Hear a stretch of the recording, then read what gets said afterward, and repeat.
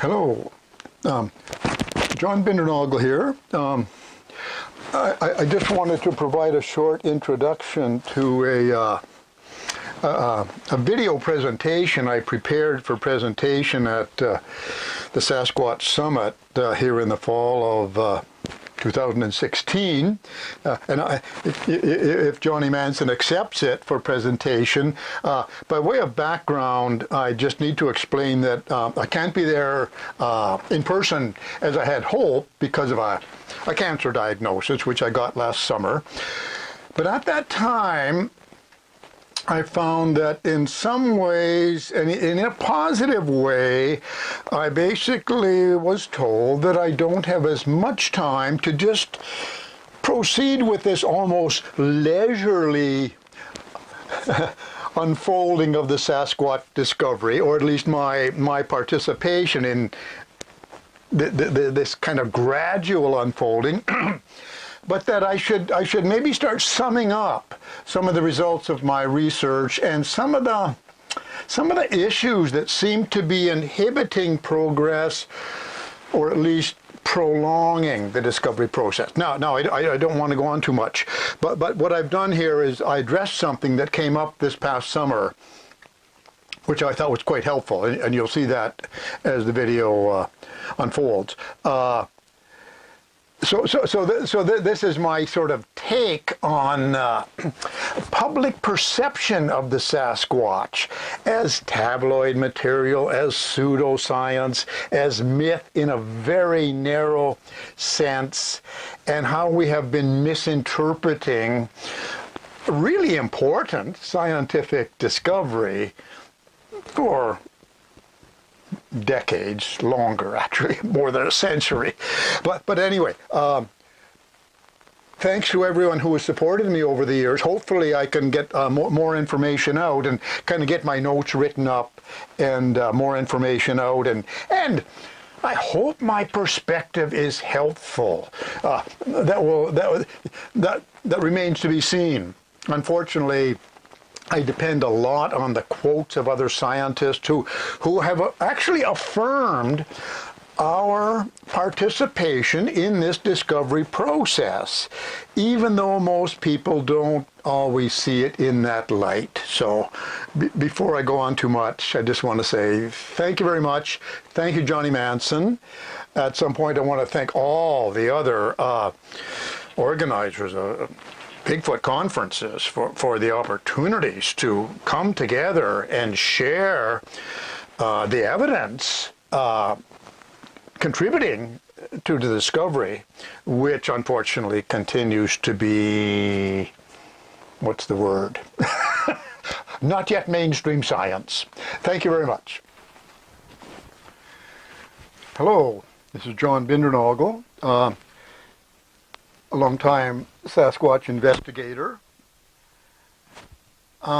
Today, I would like to address something that came out this past summer, actually July 11, 2016, in a newspaper, the Sheboygan Press, where there was an article about an upcoming Sasquatch expedition, a Sasquatch inquiry. And that article generated a letter to the editor, which I think warrants a reply, because the letter shows a great deal of misunderstanding on the part of the letter writer, not his fault. And that's kind of why I want to address it, because I sense that he represents a large number of people who are, as he was, kind of offended by a reputable newspaper discussing Sasquatch research, Bigfoot research, as it's called there, as something that's perhaps important. Let me start in just to see what happened there. Okay, his letter basically was titled, the Bigfoot article was unnecessary, and he wrote, While the Sheboygan Press has the final say in what gets printed, I feel the need to ask what pressing societal issue is met by printing a story on Bigfoot on the front page of the July 11 print edition. Now, there is sarcasm in that question. What pressing societal issue? I think it will become obvious that this reader thinks there is not a societal issue, pressing or otherwise, in this subject being addressed in this newspaper. So he asked this rhetorical question, again with some sarcasm. Was there a copy and paste error between the Sheboygan Press and the Weekly World News? Well, I think most of us know the Weekly World News is a tabloid newspaper, perhaps one of the few remaining ones, but some time ago, tabloid newspapers were quite prevalent, appearing at the checkout of grocery stores. And I collected a few of them because I was curious about how the Sasquatch or Bigfoot had become such almost a characteristic subject of tabloid newspapers. Now, again, I do not blame this Mr. Breeze, who wrote this in, for making that link. In the year 2000, I had a paper on the Sasquatch accepted at a regional professional conference of wildlife professionals. Encouraged by that, I submitted a similar paper, an abstract for a similar paper, to our national conference.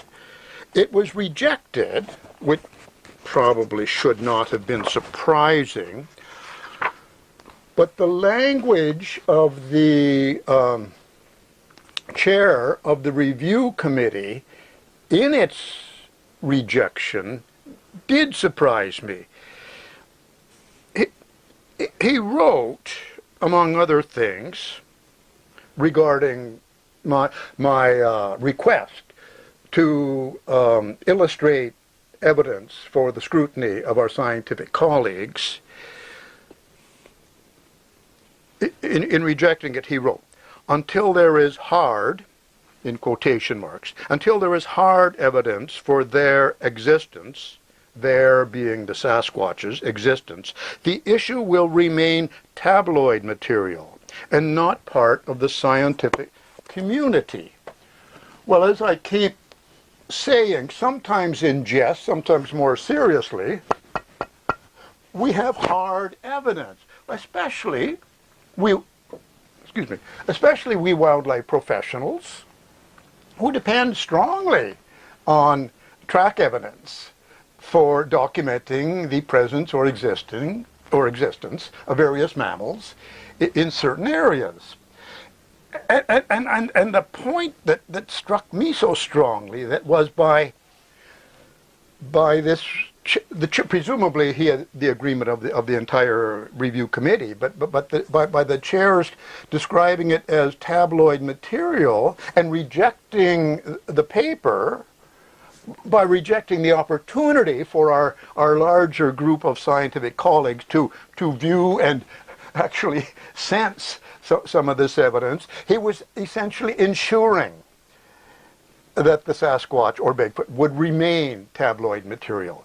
I found that disappointing. So I am with this writer here saying, yeah, I understand. You know, you are not alone in dismissing this as tabloid material. He goes on. The mere presence of such pseudoscience on the front page does a disservice to those of us expecting professional journalism. Whoa, this is a pretty strong criticism. Here again, Mr. Breeze refers to Bigfoot research as pseudoscience, not warranting a place in this newspaper, and especially on the front page, and obviously not he's not perceiving it as professional journalism. Well, once again, some very credible and scientists, and I quote Carl Sagan, who have looked up to in many ways, and quoted him because he's been very helpful, especially in his later life as kind of a philosopher of science. He described Bigfoot as a subject of pseudoscience. He said, each field of science has its own complement of pseudoscience. Geophysicists have flat earths, hollow earths. He goes on. Zoologists have extant dinosaurs. Anthropologists have surviving ape men. Well, we do have surviving ape men. It's not pseudoscience. But, I have another presentation on pseudoscience because it's so important. Because, Sagan, to his credit, has defined pseudoscience. And he says, it happens when hypotheses are framed because they are invulnerable to any experiment that offers a prospect of disproof, so they cannot be invalidated. Not at all. When there's a Sasquatch observation, we encourage people to look for tracks. When pseudoscientific hypotheses fail to catch fire with scientists, conspiracies to suppress it are deduced. No. No suppression of evidence, simple scientific resistance to an unwelcome discovery claim is sufficient. Again, talking about pseudoscience, skeptical scrutiny is opposed. Oh, quite the opposite. I've spent so much of the last 15 to 20 years of my career trying to attract the attention of my scientific colleagues to this form of evidence and other forms of evidence. Let's go on, and I shouldn't speak so strongly, perhaps. This topic belongs in the talking about it as pseudoscience. This topic belongs in the same camp as pixies, fairies, goblins, spooks, gnomes, and other supernatural beings. It is legend and superstition. Well, I know nothing about pixies, fairies, goblins, spooks, or gnomes, and perhaps they are indeed subject of pseudoscience. Other supernatural beings. Now, he mentions supernatural beings, and he goes on to legend and superstition. Now, here we are in a problematical area. The Sasquatch as a subject of myth and legend, commonly, I would say, treated by cultural anthropologists as a supernatural being. Now, it's true that the Sasquatch is a subject of myth and legend, as are ravens, coyotes, orcas, wolves, and bears. So, just because a mammal is treated in legend or myth does not disqualify it from being an existing mammal. Supernatural beings. For years, cultural anthropologists, hearing Aboriginal people speak about the Sasquatch, would write, yes, the Sasquatch and other supernatural beings, and it was just an accepted. But there's been some reevaluation, and it's been very encouraging. Wayne Suttles, a cultural anthropologist, is one. He said, it's certainly true that we anthropologists have generally dumped Sasquatch-like beings into a category, supernaturals, and let it go at that. And he goes on, saying, if we are true to our sort of investigative roots, our scientific roots, we ought not to categorize so freely the creatures our informants tell us about. And he goes on how this has happened. This easy categorization has happened with the Sasquatch, and it concludes, and we may be wrong. That is a huge concession for a scientist who has spent most of his career categorizing the Sasquatch as exclusively supernatural, saying, and we may be wrong. And there's other evidence of this, there's other examples of this, cultural anthropologists questioning their earlier conclusions. Actually, I used one as an epigraph in the chapter here, and this is a folklorist from York University in Toronto, Carol Carpenter, talking about what was she called? Then back in the 1970s, she's read the Coast Indians, talking about, most of the beings in myths are indeed animals of nature. Others, unknown to Europeans, have typically, though perhaps unjustifiably, been classified as mythical supernatural beings. It cannot be proven that the Indians themselves saw these creatures as mythical, but anthropologists and other scholars have generally considered them such. Ooh, that's pretty interesting and almost apologetic comment. So let's leave that. Okay. Now Mr. Breeze refers to the actual article, stating, I am amazed. The article cites investigator Matt Moneymaker from a reality TV show which undertakes Sasquatch expeditions and inquiry. Anyway, he quotes Mr. Moneymaker talking about how big it is, what it eats, its brain size. And we'll look at, let's look at what Mr. Moneymaker claimed. And he did say some provocative things. Excuse me.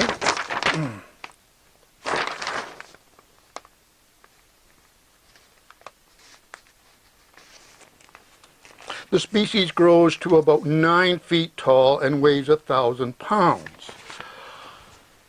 He might have said up to 9 feet tall and up to 1,000 pounds. I mean, there are juveniles, there are subadults, there are smaller females. We have here an eyewitness drawing where the eyewitness actually estimated the height of what appears to be an adult male as, what has he got here, 7 feet tall. But what's interesting, and this is often not emphasized, is the massiveness, the width at the shoulders of the Sasquatch. Let me just stand a little better here.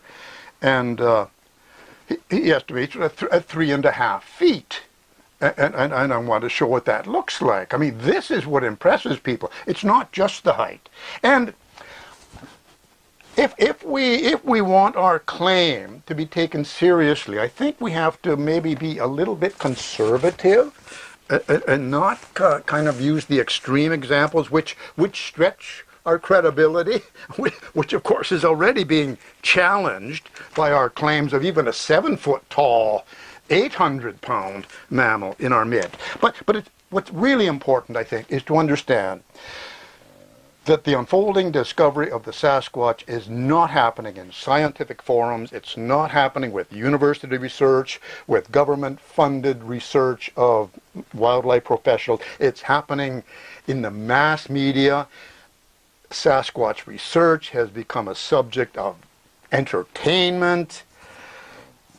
I think I can fairly say it's not being fairly represented in the mass media. It's being trivialized, it's being distorted. It's certainly turning off my scientific colleagues. It's even turning off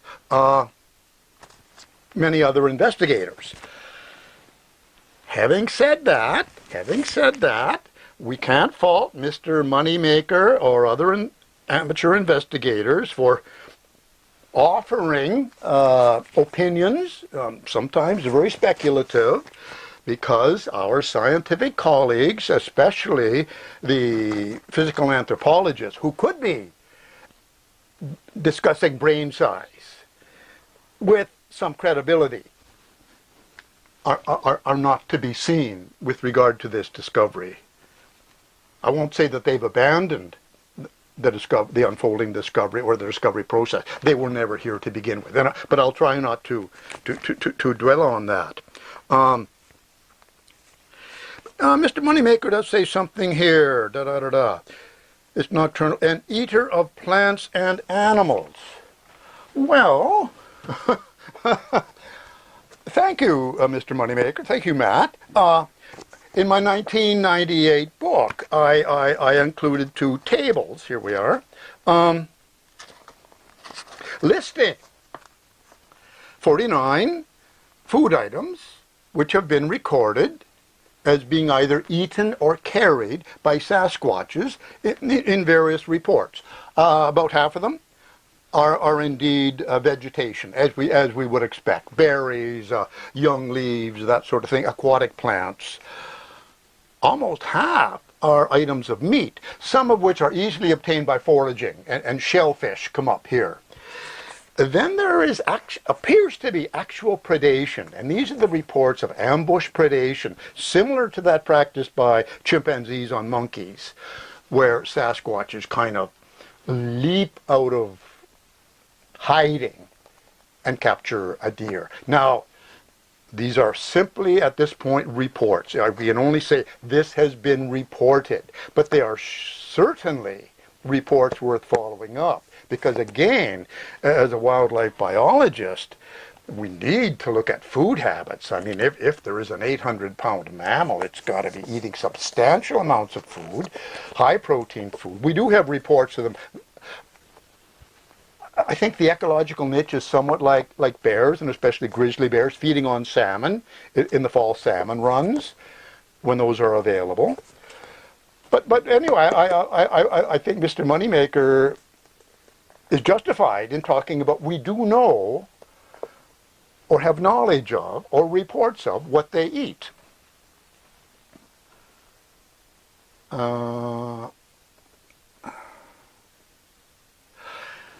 Okay, I'm coming to the end here.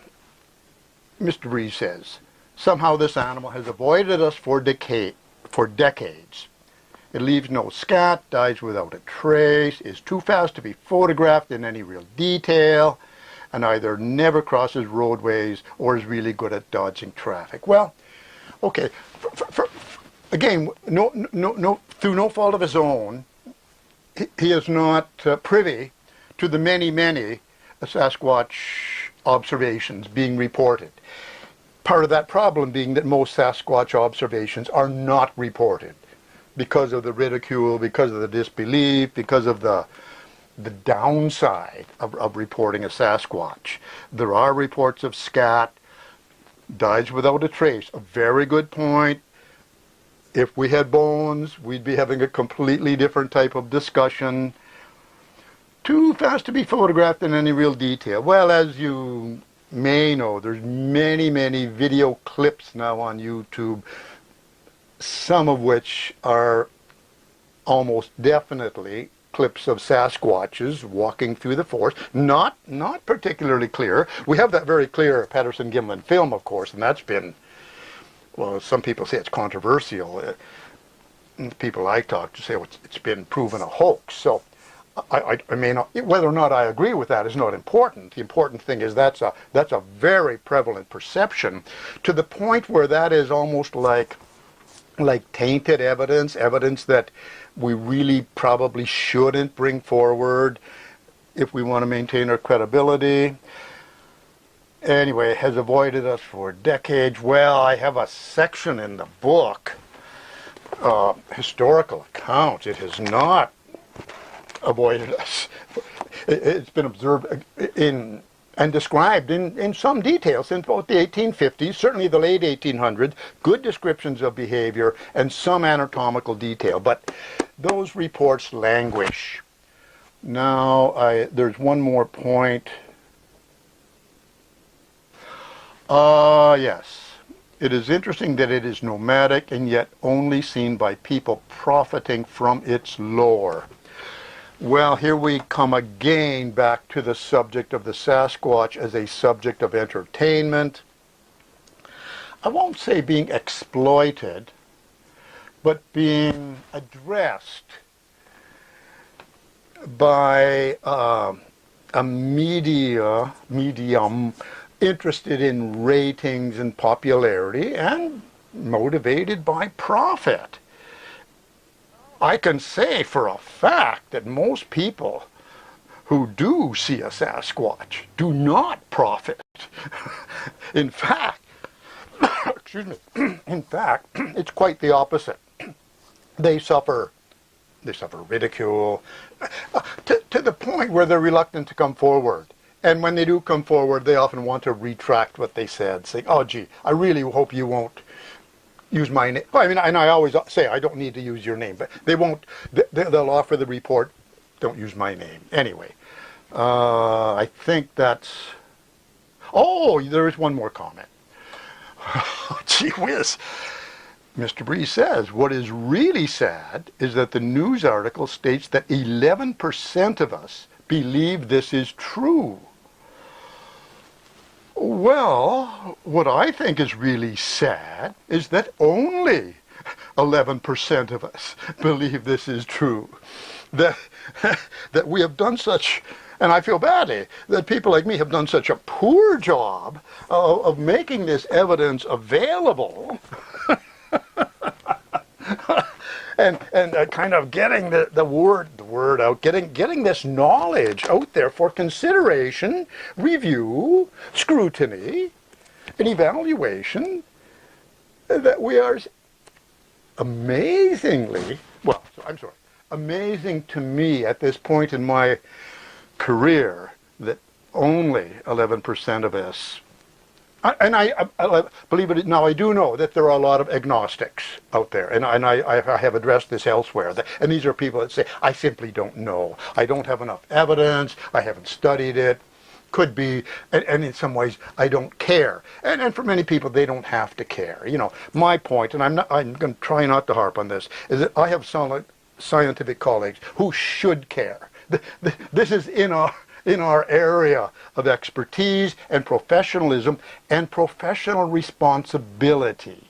So I think that's probably a good place for me to close. So thank you, Mr. Breeze, for writing in. Thank you to the Sheboygan Press for publishing not just the article, but the letter to the editor, which I feel is quite helpful in exposing to people like me some of the problems inherent in moving the discovery process forward. Thank you very much.